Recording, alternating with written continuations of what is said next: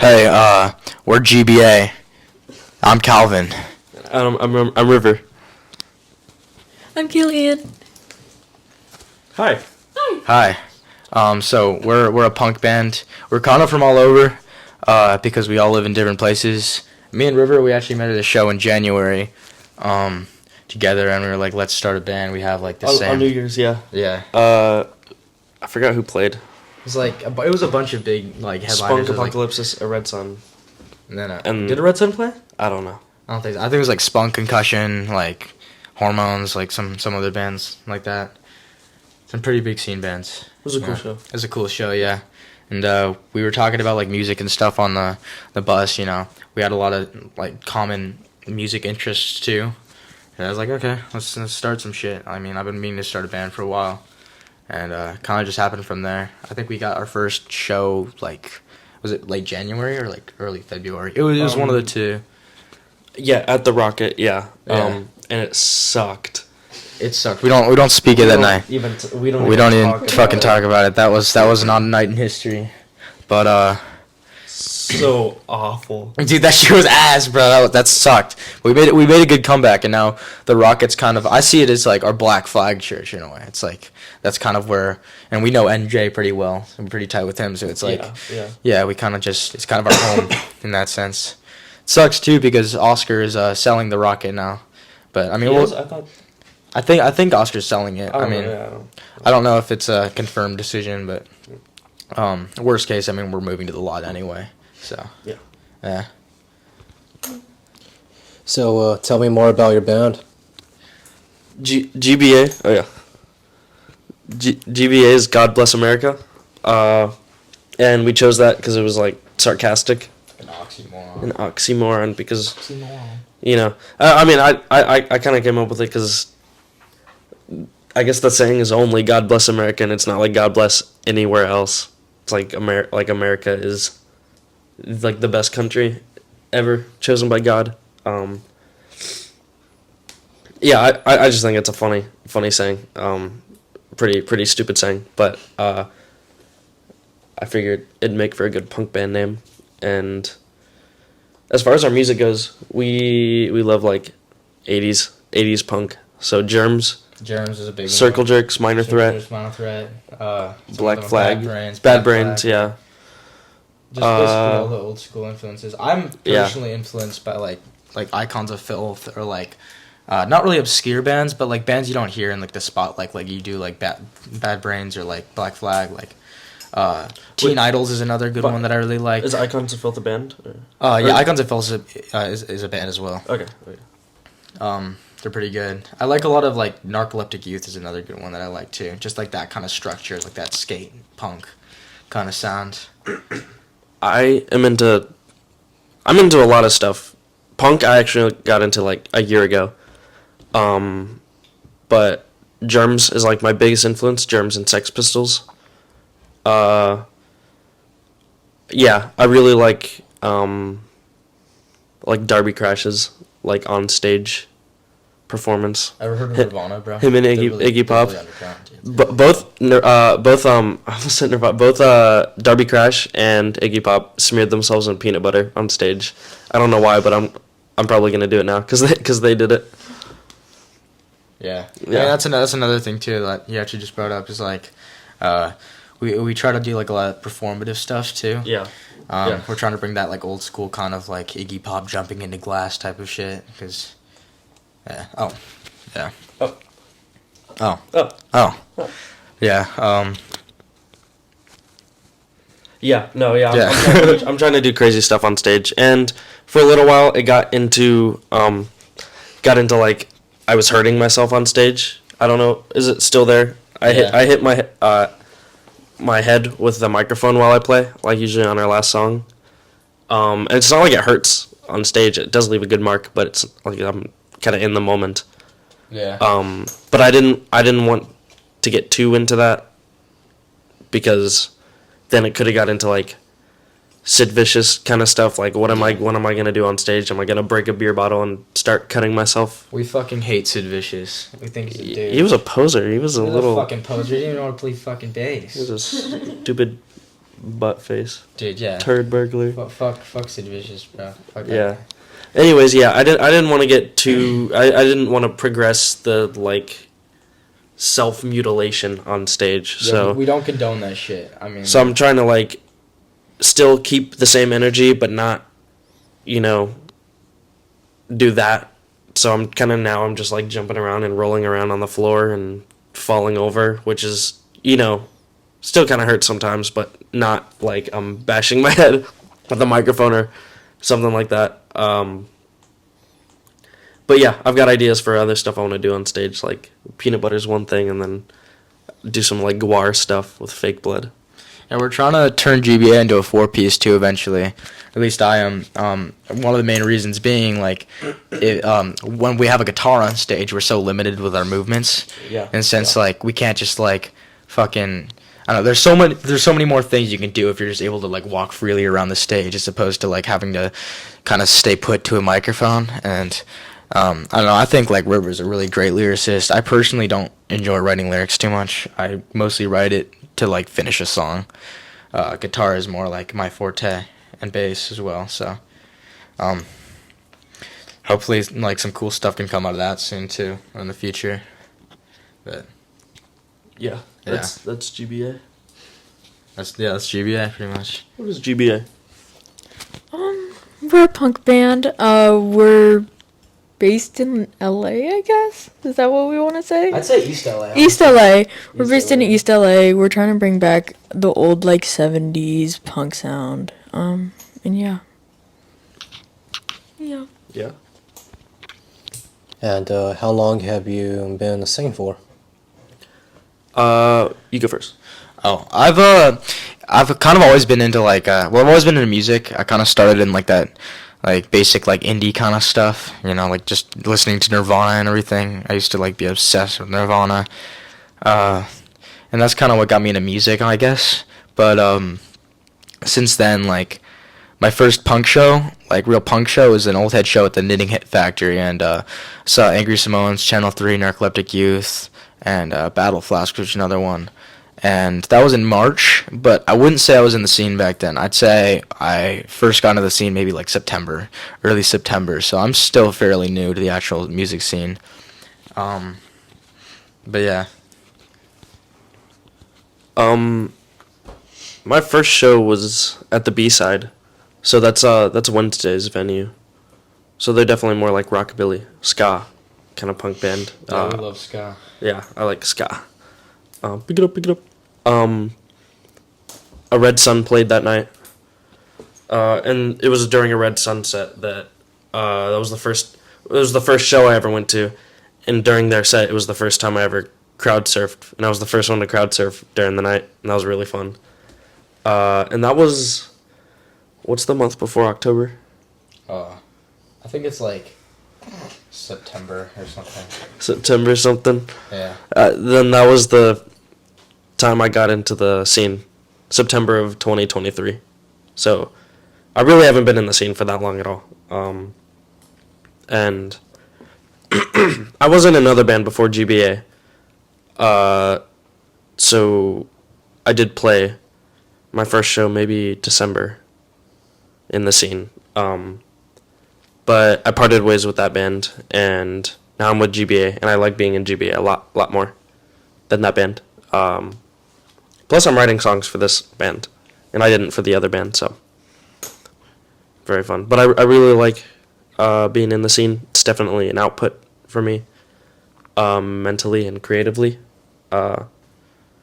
Both playing and writing music and just being at a show and moshing, very fun.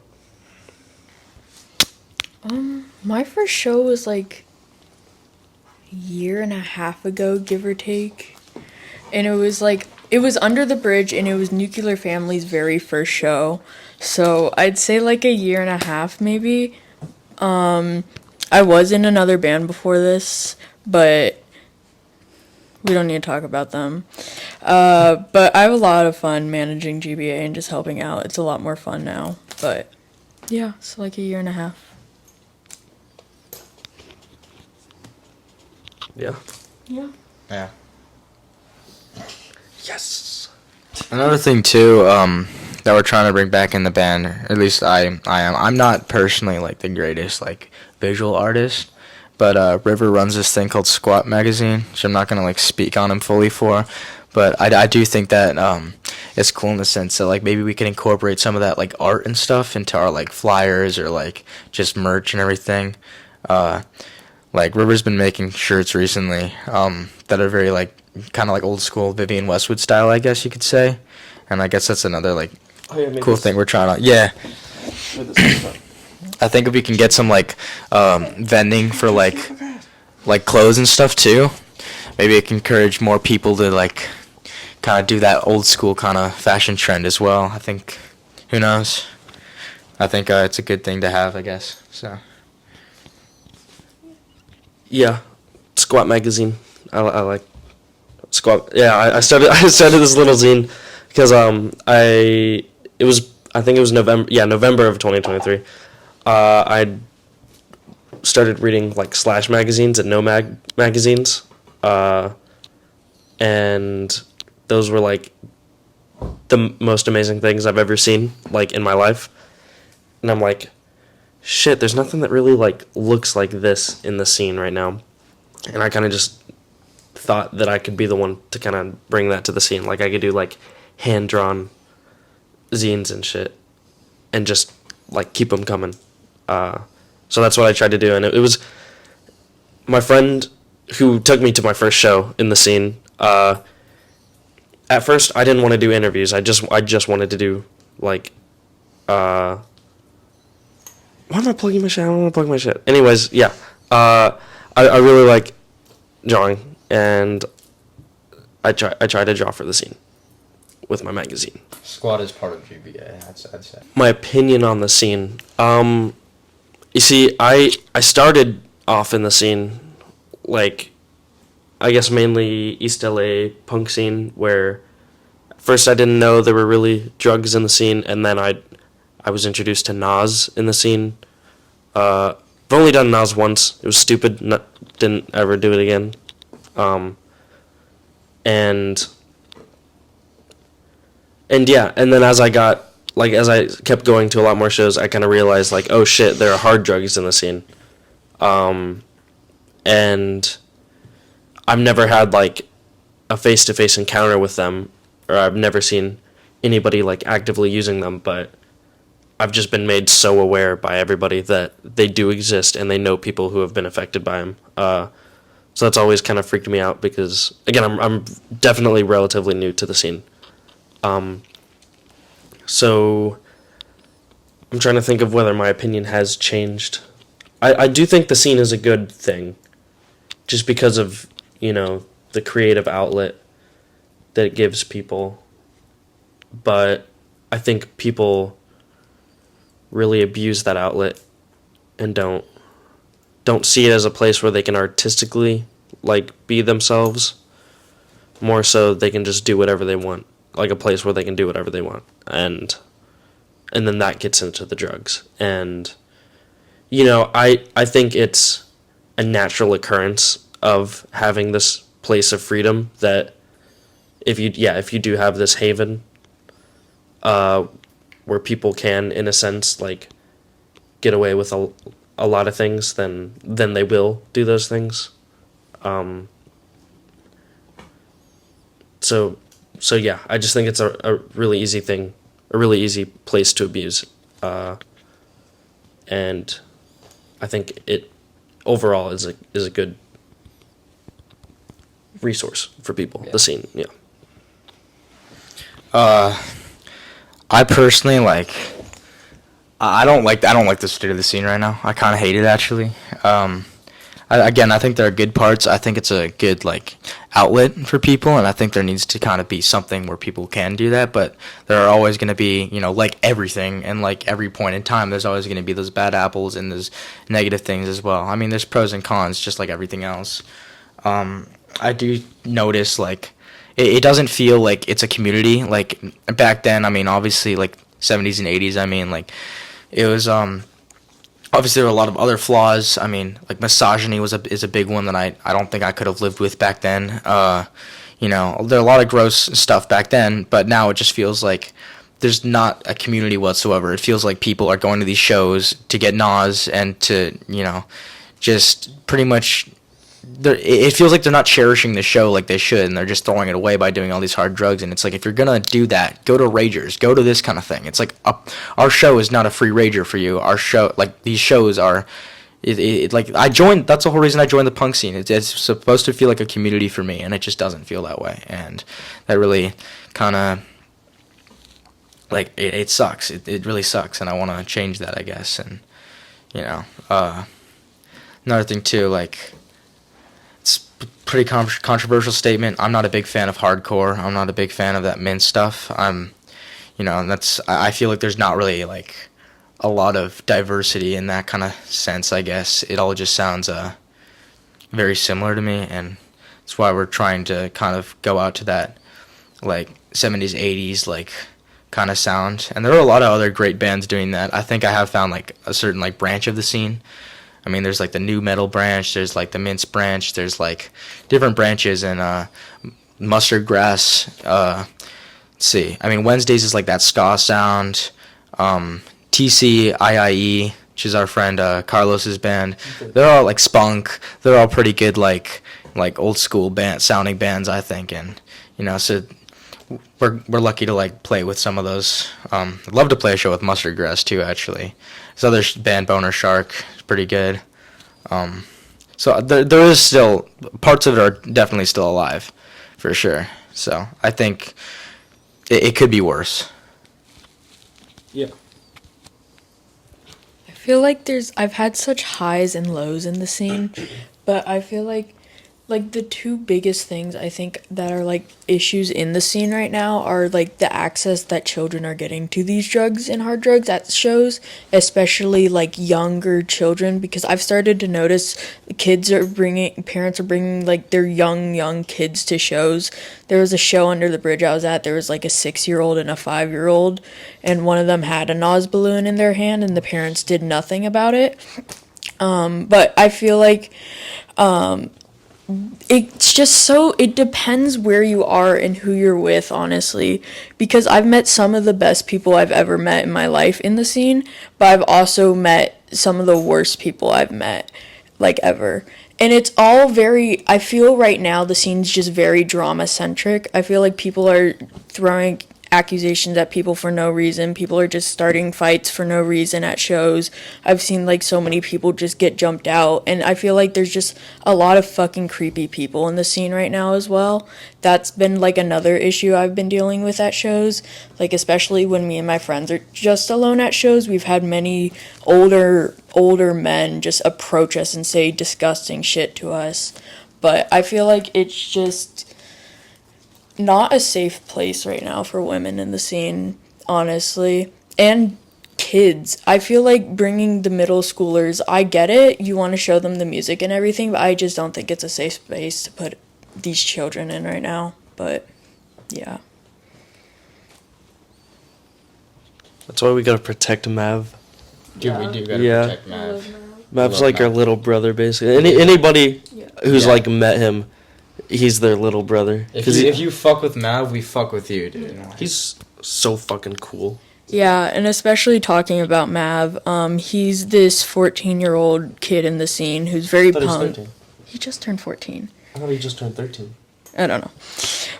13, 14-year-old, but it's been crazy the conversations I've been having with this 13-year-old, 14-year-old middle schooler telling me how his friends are shooting up at shows together, how he's been offered coke multiple times at shows, and he's just like, yeah, my friends, I don't know how to talk to them about it, and I just feel like that's something a 13, 14-year-old should not have to be worrying about.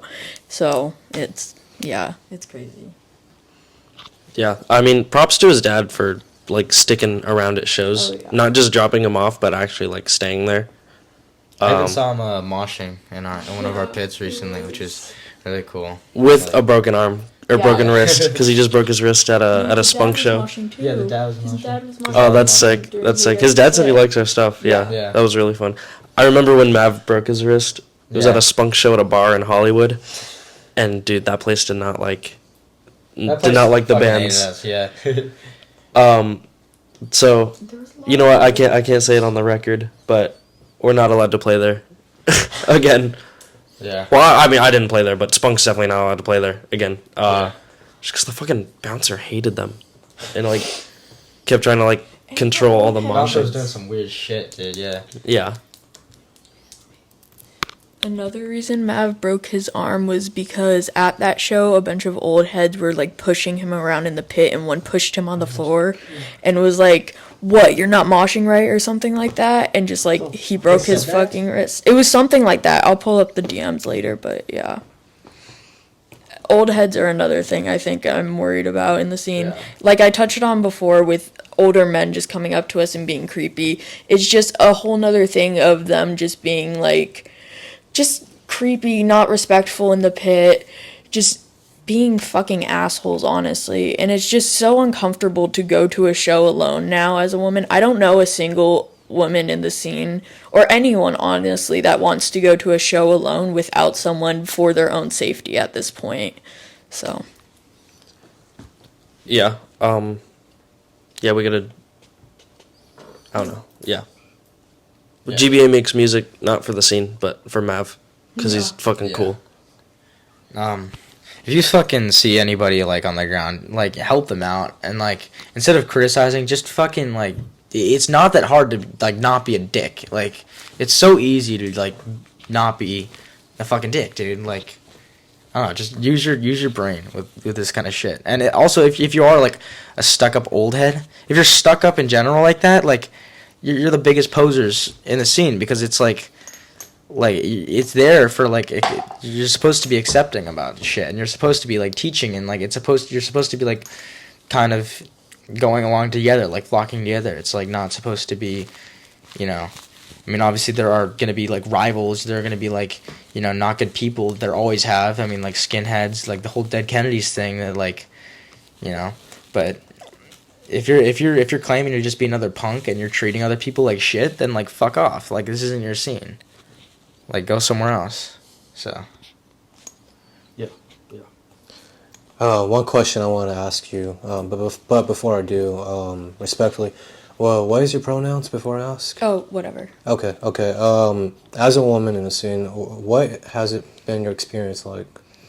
My experience in the scene as a woman has been very interesting. There's been ups and downs. I feel like I connect with a lot of people in the scene because of it, because I see a lot less women in the scene than I do men going to shows, but it has been kind of a scary experience going to the scene, because older men and just men our age, it's just so scary hearing what bands have been doing to girls and stuff, and what just happens to girls at scene, especially at like Sheldon Skate Park during its like prime.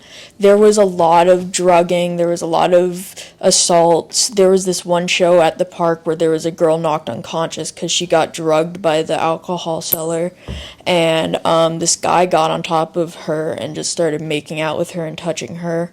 But then this was during the middle of a Malform set, and then everyone just started jumping this dude out front. But it's just been like, I haven't gone to a show at this point that I haven't heard of an experience like that happening, or like it's every single night or all the time on stories. I'll be seeing so much shit about girls getting raped, girls getting hurt, girls getting like attacked in the pit, and people just like abusing and taking over like the fact that we are women, and just like using their like overall strength over us. It's scary, honestly. Like I don't think I'm ever going to a show alone again, especially like without these guys. So, but yeah, it's just like it's a scary place to be right now as a woman.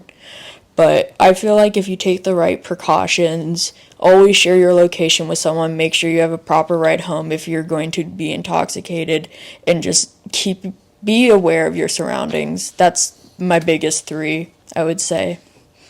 But yeah. I fucking hate it. I don't think it should happen at all ages shows. I think like weed is like one thing, you know. I'm not too like I'm leaning in on weed. It doesn't work for me, but I understand it works for other people. But I don't think any heavy drugs should be in circulation whatsoever for I mean, they're literal kids. Again, as we talked about, they're like kids as young as 13 going to these shows, and like like getting offered coke like directly, and like that's just completely fucked up. It's like, and at that point too, it's like, I don't know if you're like giving it to them for free, but if you're not, it's like then you're also going against that whole moral of like you're just you're going to these shows to sell shit and capitalize on shit, and it's like, isn't punk supposed to be like anti-capitalist or whatever? It just feels fucked up. It feels, I don't think it's acceptable in any way.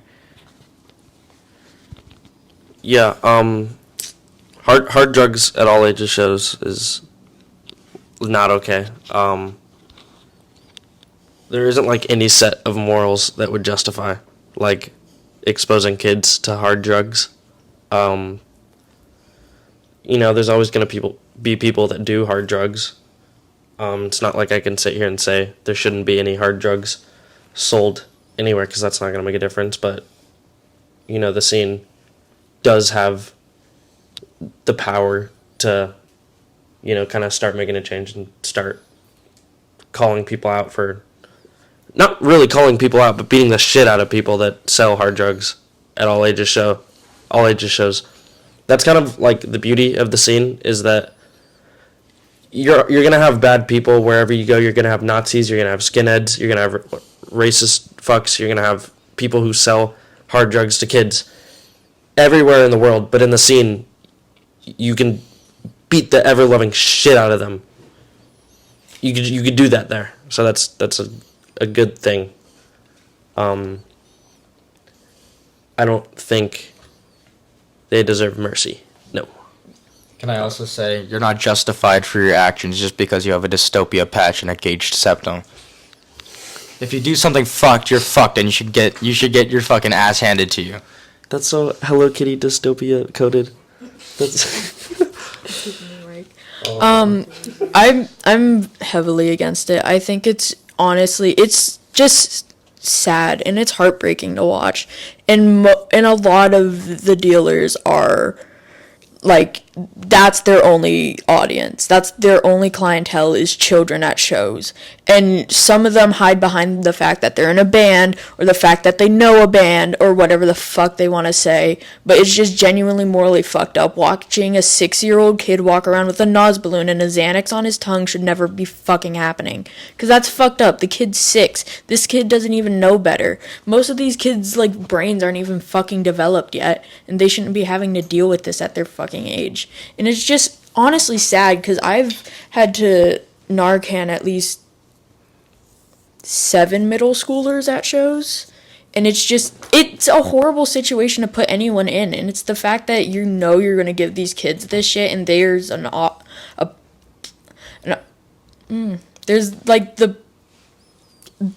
there's the possibility that they could overdose on that. It's morally fucked up, and it's fucking horrible.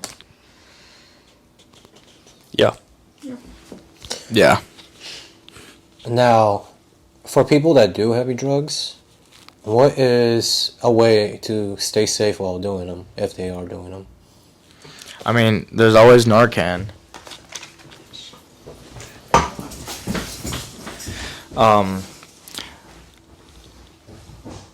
Yeah, there's always Narcan. And also, if you're going to be doing those heavy drugs, again, don't do them openly, like, or like offer them to other people. Like, if you're going to be doing those, or if you have a problem with it, because like I understand, you know, I've been through my fair share of like drug addiction and everything. So like I can't be bashing anything. I'm just saying, like, if you're going to do it in the comfort of yourself, and don't be going to shows and just like spreading that shit around, because then that's how you get other people that probably never even tried it hooked. So again, like, if you're going through something, it's like you can go through it like without spreading it to other people like that. Yeah, and especially the amount of drugs you just get offered at shows. I feel like everyone should have fentanyl test strips on them, especially if you know you will be doing drugs like that, because they're so easy to use. You just open the packet, put it in the water, put whatever your substance is in the water, and then spin the little stick around, and it'll give you either one of the 1 line or the 2 lines, and it'll tell you if there's fentanyl in it.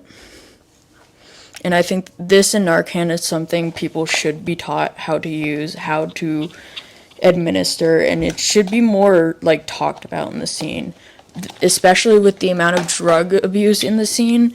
I just feel like there should be a lot more coverage on how to prevent it, and especially preventing it on other people, because it might not just be the people close to you. You could just find random people overdosing at shows, and it's just horrible. I mean, I'm very uninformed on like hard drugs and I guess how to treat hard drug use or overdoses. So I couldn't really tell you much about how to prevent like tragedies like that. But you know, even if you are in that position, just acknowledging that is a really good thing. And just being willing to acknowledge that hard drugs are being used and you may run into somebody who is overdosing, and B, just seeking out information and like wanting to learn how to prevent these things is a good thing. So go do that. Maybe there should be like a read the sign before you get into these venues, like how to use Narcan, how to use this, and like I don't know. I definitely like another thing that fucking pisses me off is how expensive shit is here. I mean, I went to Walgreens the other day and they were selling Narcan for like $40.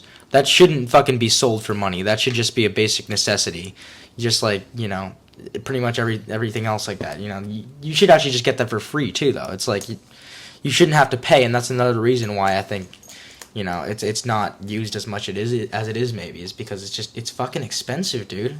And it's like you need that if you're gonna be like it's a safe thing. I mean, and people are always complaining about like these same like corporations and everything that are like selling this shit are the people that are complaining about like, oh well, we like this is how you end overdose, and it's like you're not even giving it out for free. It feels like, so it's just like it's pretty fucked up. I think it needs to be more easily accessible to everybody. I mean, I think it would be great if we could have like a bowl of like Narcan or something at the front or like something like that to help with it, but it's just so fucking expensive. And I mean, like, I don't know. I don't know all of the details behind how that works. I think like if you know how to administer it or if you have some sort of license, you can get it for free, but I don't know. The point is it's still being sold for a lot of money in a lot of places. So $40 is insane. Yeah, I've been some places where they sold Narcan for $120. But another thing about Narcan that I feel like is not talked about enough is that it doesn't reverse every single type of overdose, only opioids. So that's a common misconception I hear a lot in the scene, is that it reverses every type of overdose, but it just really doesn't. And some people just administer it. It's not harmful if you do, but it's not going to help. And another thing I do hear about a lot is after you do the Narcan that you're just fine. That's it. That's how you move on with your day. You still should go to a medical professional afterwards. You should still go to a doctor. You should see someone about it, because that's not just a walk it off type of thing. It's really, really serious, and a lot of people downplay it heavily in the scene because how often you just hear about it. But yeah. That's all I have to say. My next question's for you. Do you all go to school? And if so, how has the drug issue impact other peers around you?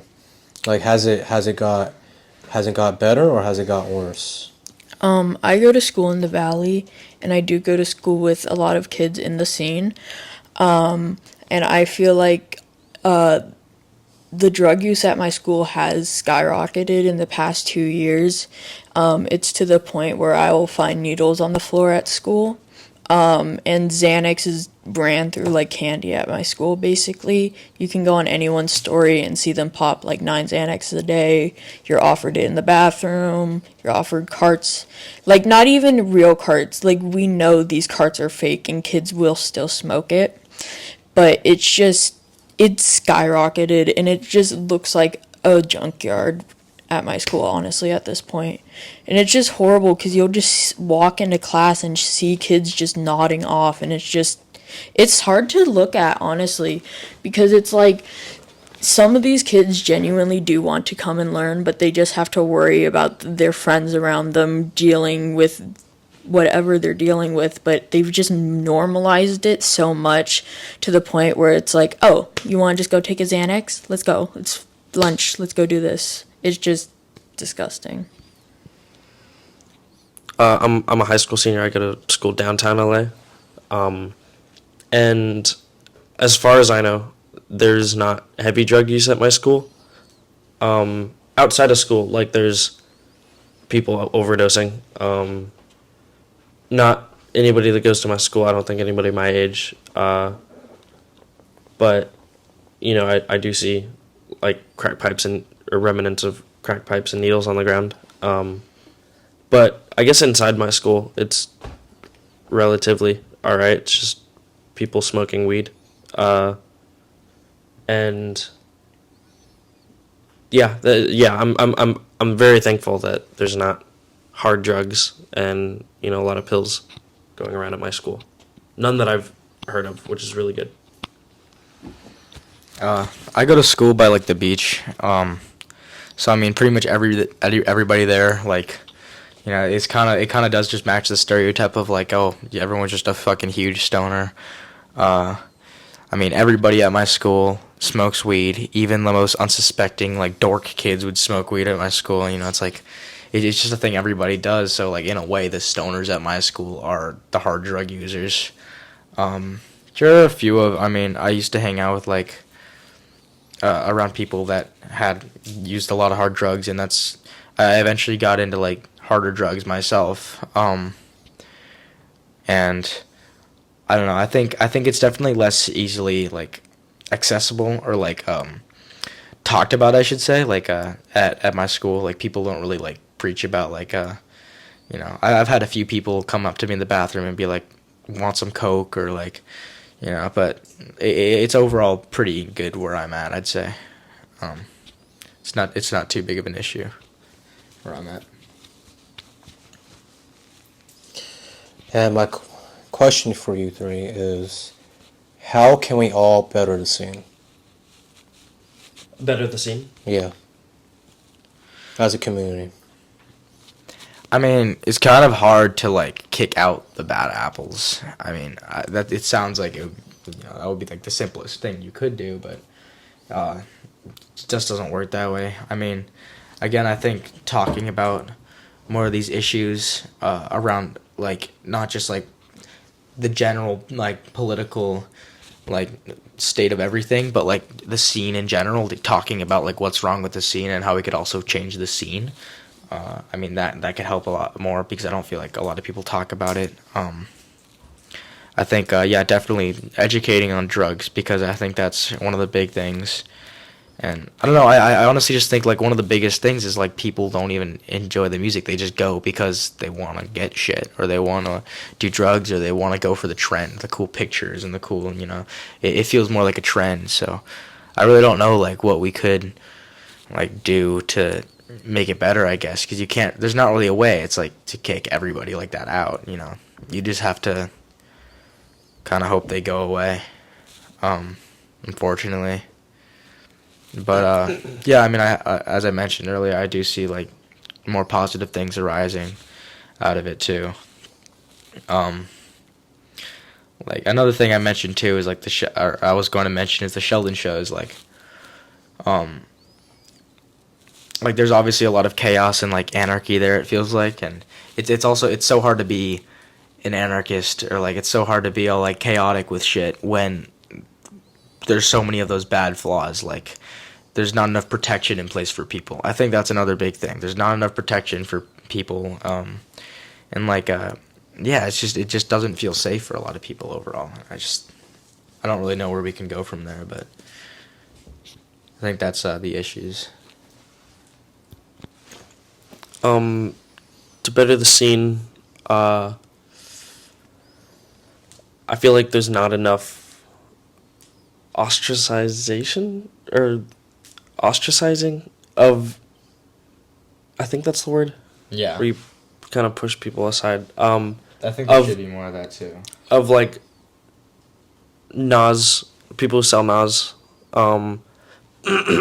See, I'm trying to kind of take it away from people who do the drugs because that's, a slope that you can really fall down into addiction. And it's a lot better to just, you cut out the drug dealer and then there's not people doing drugs. Or not as much people doing drugs. It prevents people from doing drugs, especially in the scene. And I wouldn't want to just, shove people who do drugs out of the scene because they're still doing drugs. They still have a big problem. They're just not here anymore. That's kind of selfish to do that. I would want to, turn the scene into a resource, not where it's just a place you can get drugs, but it's a place where you can get help, and better yourself and get winged off drugs. I think that would be a very, very nice thing. It would turn the scene into a much greater resource.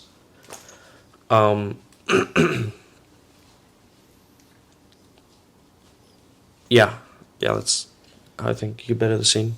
Oh, Well, okay, say something yeah. cool. Like, that's another thing too. Is like, I feel like it is a very difficult thing to kind of like ostracize or like, kind of push those people like people selling Nas or doing that kind of thing like out of the scene because it's such a normalized thing, and like I feel like the majority of people would go along with that other side, and it's just kind of I feel like that might make things difficult as well, because yeah.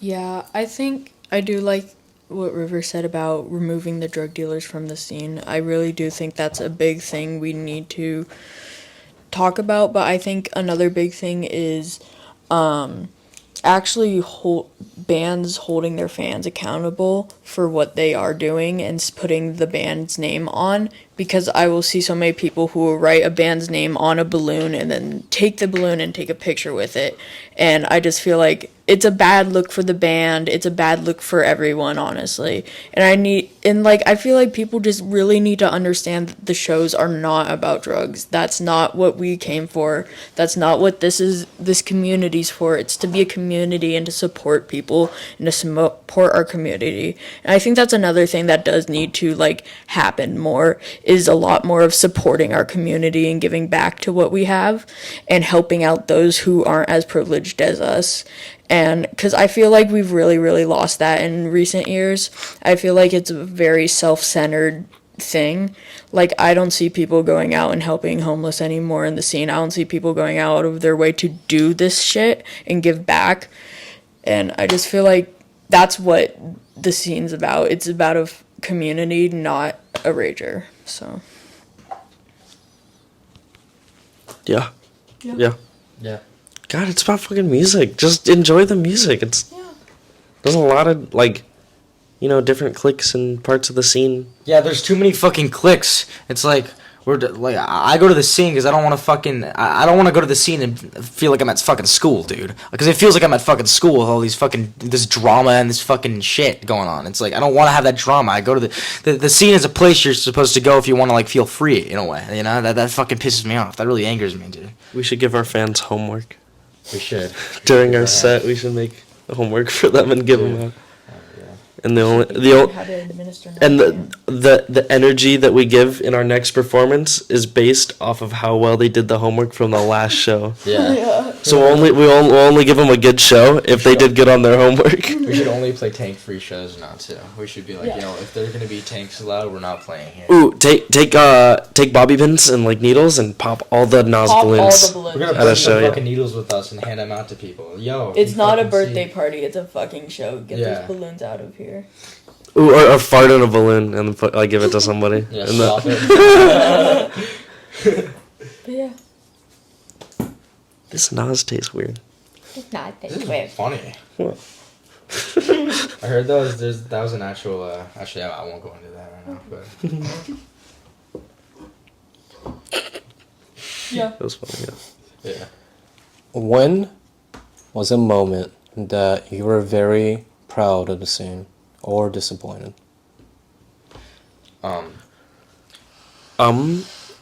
This recent show actually, like the one on Friday. I remember it was a very. You were disappointed? No, I was proud of it. Which one? It was the birthday show that we played with Beatdown, not Breakdown.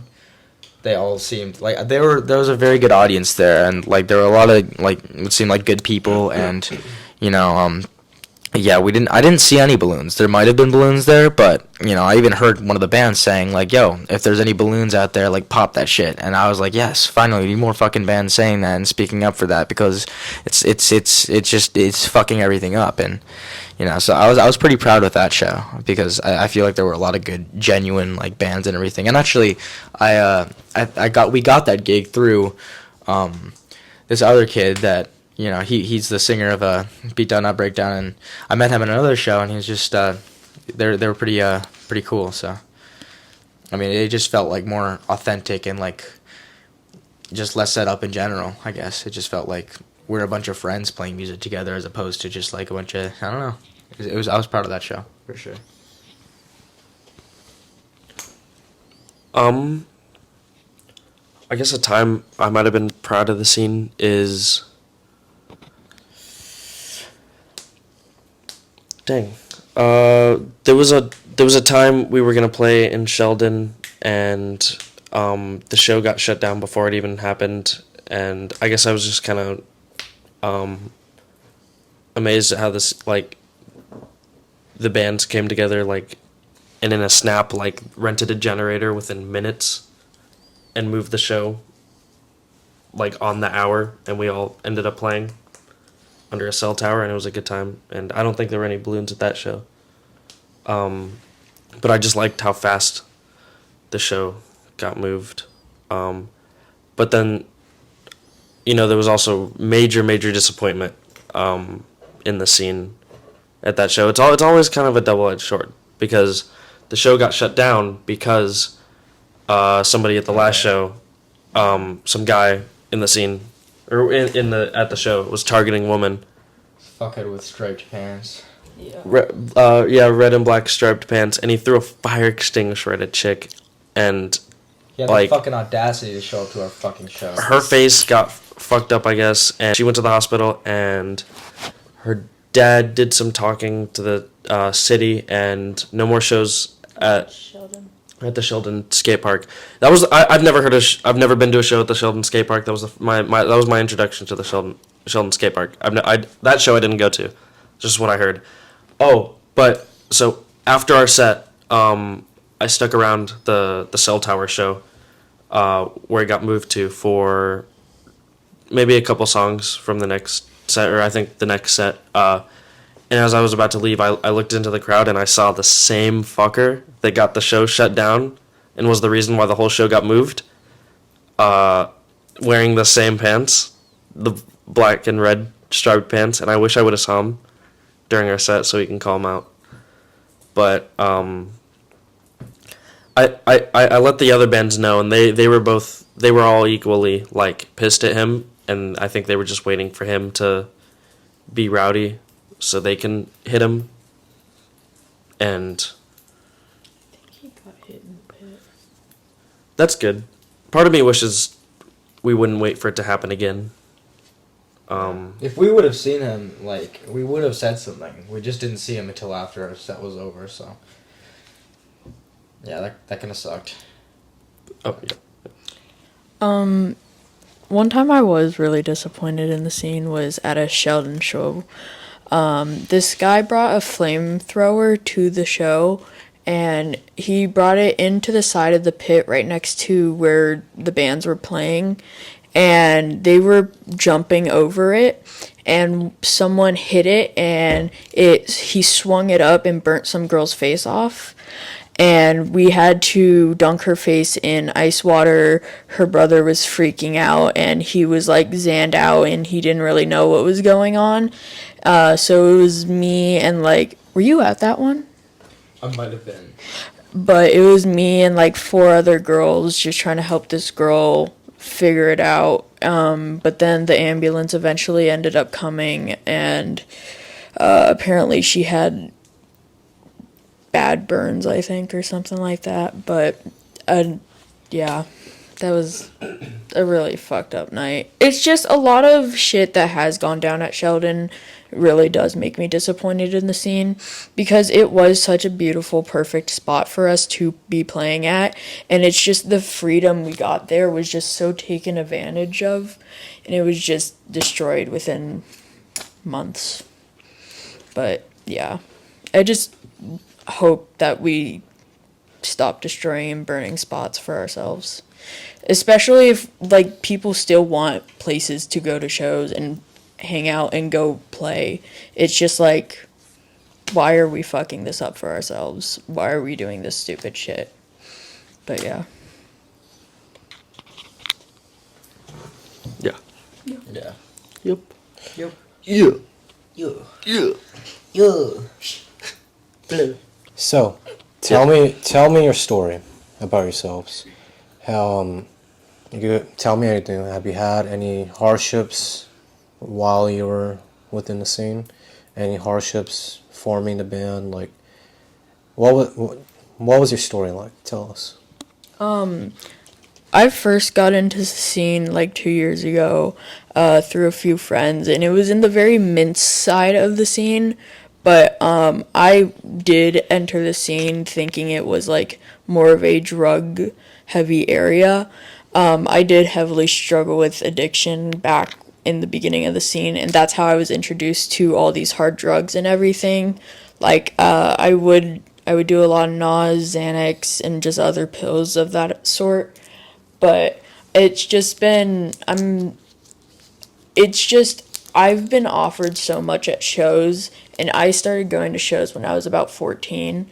So it's crazy how that's just how I was introduced to the scene. But throughout going to more shows and learning stuff, and like I think it was September when I went to like my first like really really good show at Sound Studios, and then I met Calvin, and then a few months later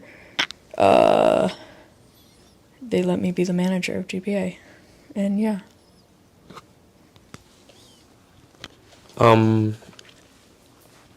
I guess, yeah, I wasn't always into punk or like hard rock or anything or metal. Still not really into any of that. But yeah, it's weird. Like before September, all I ever listened to was like David Bowie and the Kinks and Led Zeppelin or whatever, or like just stupid classic rock. I mean, now I still kind of like it.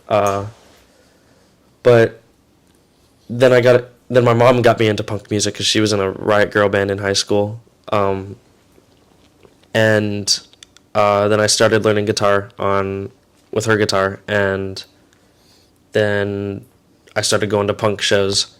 And it started off as like I went to Punk Rock Bowling, a big like punk kind of music festival, saw some cool bands. And then after a while, I went to my first scene show, which my mom didn't introduce me to. She didn't even know there was a scene. My friend introduced me to, which that was his second scene show. His first show was Wednesdays, and I was still really getting into punk. I kind of barely knew anything about it, and I really liked this space where I can kind of be away from my parents and school and responsibilities, and it was weird. I was like, holy shit, I'm in a completely new place, completely new people. These people don't know me at all.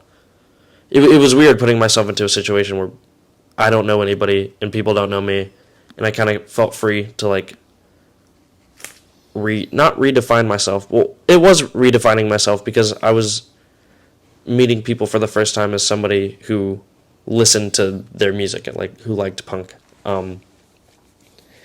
And throughout the whole process of kind of being a new person, I wanted to stay as authentic as possible. I didn't want to like play into a fake character. And as I started performing with my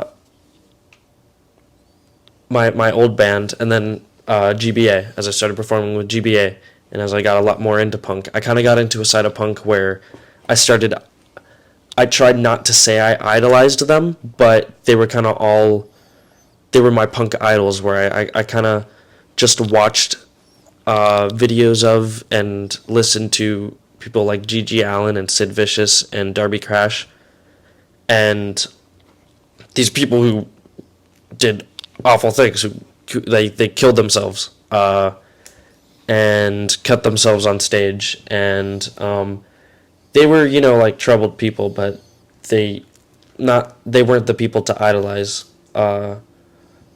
and I did recognize that this was a slippery slope I was getting into. I recognized that it was about to start affecting how I behave on stage, and I think with my headspace at the time, it's still my headspace now, but it's definitely not as bad as it used to be. Shit. I lost my train of thought. Yeah, I really didn't want to idolize these people and have them influence how I acted. So at that point, I wanted to redesign my approach to punk and what my performance meant to people, and not just myself. And now I still want to keep the same level of extreme and energy as I do on stage. Definitely not hurting myself, but with the intention to go to an extreme to provoke other people to perform music, and go even half that extreme. I kind of started writing about this, where I could bring Spunk into this, or I can kind of bring myself into this, where, oh no, actually I'll bring Patti Smith into this. I saw Patti Smith play at the Wiltern, and before then I didn't dance, I didn't sing. If I played guitar, I didn't move at all on stage. I was stiff, I was shy. But after that, seeing her scream and rip her guitar strings off her guitar, I was like, holy shit, she's being this crazy. That reduces a lot of the stigma for me to go to an extreme and kind of express myself. So after that, I was more comfortable singing, and I was more comfortable moving around with playing guitar. And now I jump around shamelessly and just roll around on the floor while I perform. And it's all in attempt to try to get some of the wallflowers to dance, try to get some of the people in the pit to get a little bit more involved, step outside their comfort zone. You see me doing all this crazy stuff, jumping around, making a fool out of myself. I want you to feel a little embarrassment for me and go do something. Start your own little project, and yeah. I guess that's where I'm at now. Is still I see music and performing as a public service. So same thing with my art is I barely do it for myself. I try to do it for other people. Anything I do. So yeah. Well, I mean, my musical journey, I started playing saxophone in middle school. Is actually where it started. Funny enough, I forget that I played it myself. I kind of hated it, and so I moved on to guitar. I picked up guitar in boarding school because I was at a boarding school in Idaho for 2 years, and I was like, we have nothing better to do, so I kind of just started on a shitty little acoustic and eventually got my way up to my Les Paul, which is all I really need. I don't really believe in a bunch of materials like that. I don't think that. I mean, I think it's good to have a quality guitar, but I think that when it gets to that nerdy shit, it's it's not me. And when it gets to the nerdy shit about having to have a great guitar to be able to play this, or needing to play within this perfect fucking key, it's I think that's also what attracted me to punk eventually, is because it's I mean, sure, there are rules and there is structure, and I want to keep that structure, but after a while, it's you don't have to have that kind of perfection, or you don't have to really. It feels like it's more for yourself and for it doesn't feel like you're going to be judged for like messing a key or whatever. And I think just the whole image of it attracted me in general, like at first as well.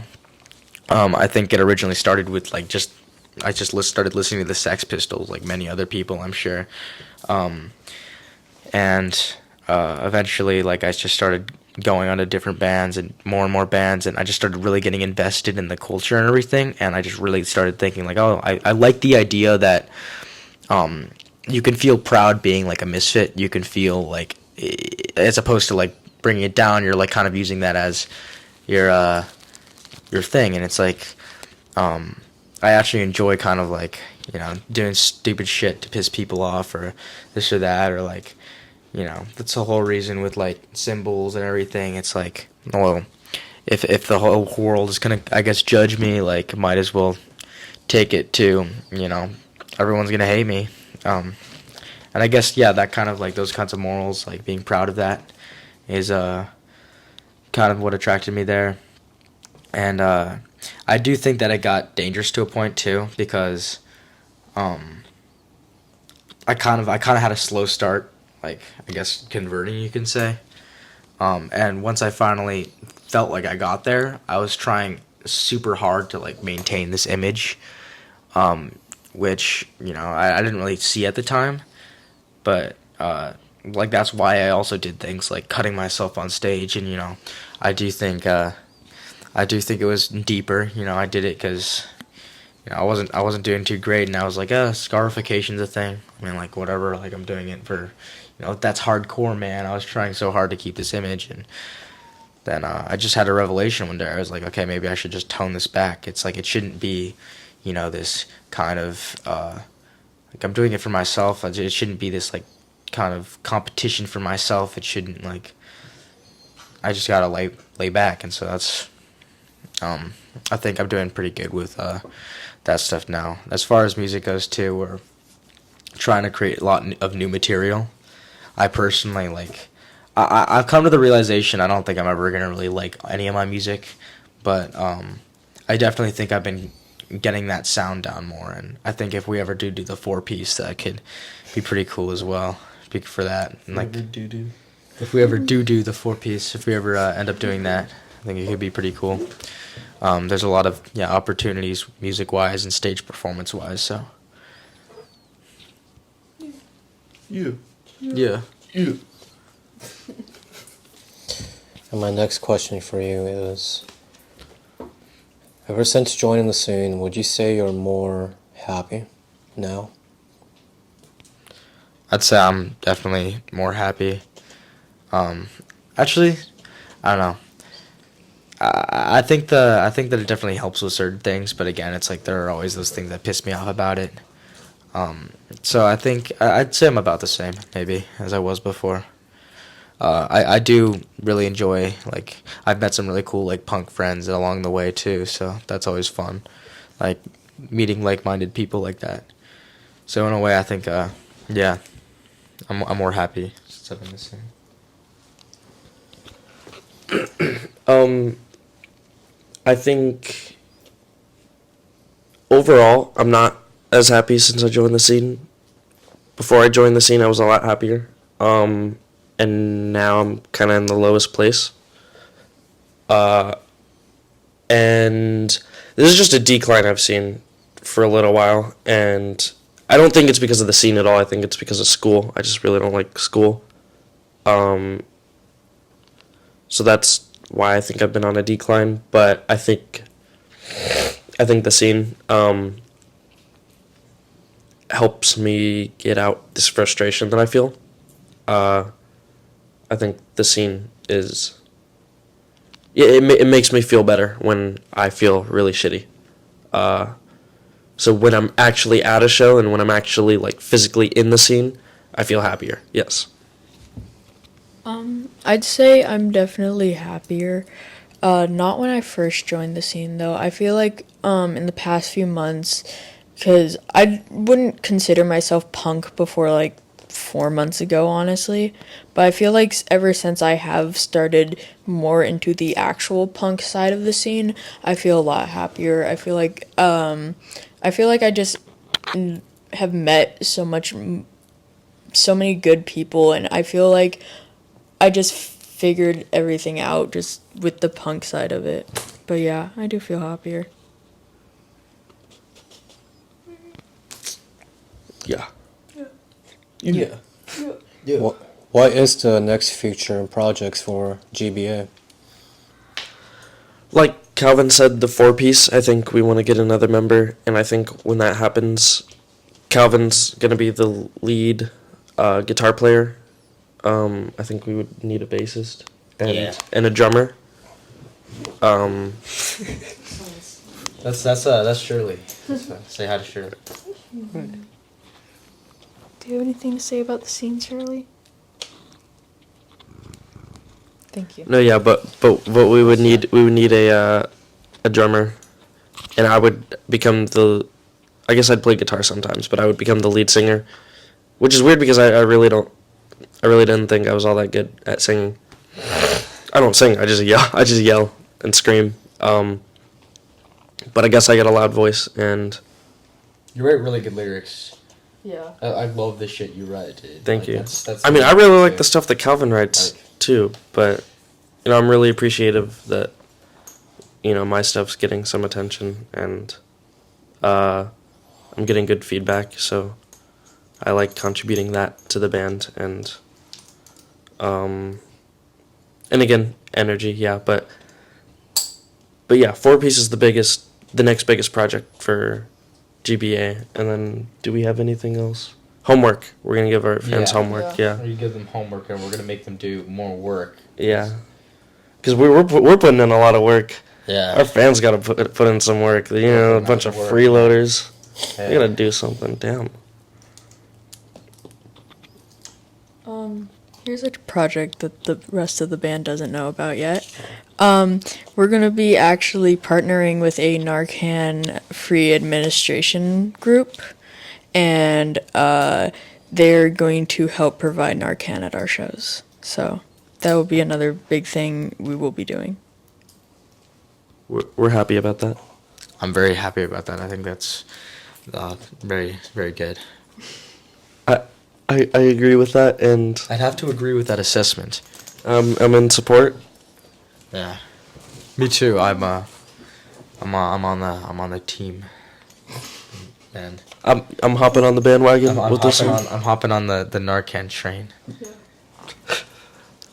We're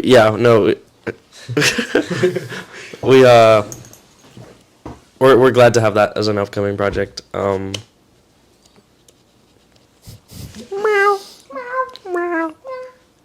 Shirley really likes the scene. She likes everyone in the scene coming to her house. She scratches them. Yeah. She enjoys eating Javen from Spunk and tearing his skin apart. Yeah, Shirley- I can feel their nails right now. They're like, yeah. I don't think we can talk about that yet. We can't talk about that yet. We have a possible secret exam. Big things coming. We have big things coming. We have like a lot of projects, but we're just not gonna tell you. We're just not gonna tell you. We're just gonna drop them one random day. Yep. Yeah. No teaser, nothing. Yeah. I'm Awesome. gonna shave all my hair. No, I'm gonna get a taxi driver. Just have like a curly mohawk right in the middle. Yeah. Yeah. Awesome. Any final thoughts? Learn how to administer Narcan. Fentanyl strips are so fucking easy to use, and be aware of your surroundings. And always make sure someone has your location when you go to a show. Yeah, if you see wrong in the scene, call it out and try to do something to change that. Don't just acknowledge that it's there and then move on with your day. Yeah, because there's some bad in the scene, but try to make it a better place and enjoy the music. It's music and community that the scene's all about, and it's like, don't go to the scene and feel shitty and have a bad time and only get worse. Just have a good time. Yeah. And one more thing, if you go to endoverdose.com, there's a free course on how to administer Narcan, and you do get a free pack of Narcan. All you pay is like $3.99 for shipping. But yeah. Just don't be a dick. Help your fellow, punk friends. Help your fellow friends. Just don't. It's so easy not to be a dick. Also, educate yourself on things. Don't just like go with what everyone's saying. Don't just talk about shit with your knowledge and with what you think is right for you, and don't do it because everybody else is doing it. I'd say just educate yourself on everything. Yeah. Yeah. Yeah. Thank you for your time. Thank you very. We are GBA. Thank you very much. Thank you very much to Wolven. Yeah. Shout out Wolven for supporting us and spreading awareness. I had a great time. I think this is a great outlet because we got a lot of stuff we want to say that we can't like put into songs, and it definitely comes across differently if we're just telling you this like this interview rather than we're screaming it and people don't know what the fuck I'm saying. You probably seem a lot less angry than people. Yeah, I see us. I don't think we came across as that rage filled in this interview. Yeah. I think this was pretty. Dude, I think we were too angry in this fucking interview. We might have been. We gotta tone it down a little bit. Yeah, we gotta tone this down. This is getting too out of hand. We apologize. Yeah. Yeah, we apologize on behalf of GBA. We'll try. We're going to anger management, so. Yeah. We'll try to be We're working on our. a lot more mannered. Yeah. In the future. We'll do an acoustic set. That's what we'll do. Yeah. Yeah, and we'll all be sitting cross-legged, wearing like With some loungewear or whatever. beans and Yeah. some wine. Yeah, we'll do wine tasting on stage. And the only thing you have to eat is like a charcuterie board of like saltine crackers. And Jesus' body, man. Yeah, I see Yeah. the bread, the body of Dude, Christ. Jesus was so cool. He told everybody to like eat his body and drink his blood, man. That's like so cool. You think Jesus can swim on land, bro? What? Swim on? Oh, yo, Dude. he can walk on water, but can he swim on land? He can turn wine into water. No, he can turn water. He can turn water into wine. He can turn. But can he water turn into water? wine. Can he turn wine into water? Because a lot more people need water than wine. A lot more. I never really got into wine. If he wanted to, he could probably turn weed into marijuana and What? vitamin pills into amphetamines. Yeah. What's the difference between weed and marijuana? No. There's no difference. There's no difference. Oh. Thank you for interviewing us. We're not exactly done yet, though. But I think we are. I don't think they need 30 minutes of B-roll of you guys just talking about Jesus and his wine water. You're the one who said 30 minutes of B-roll. That was your idea. That's a good idea. I think we could roll with that. Yeah. Okay. Okay. Thank you.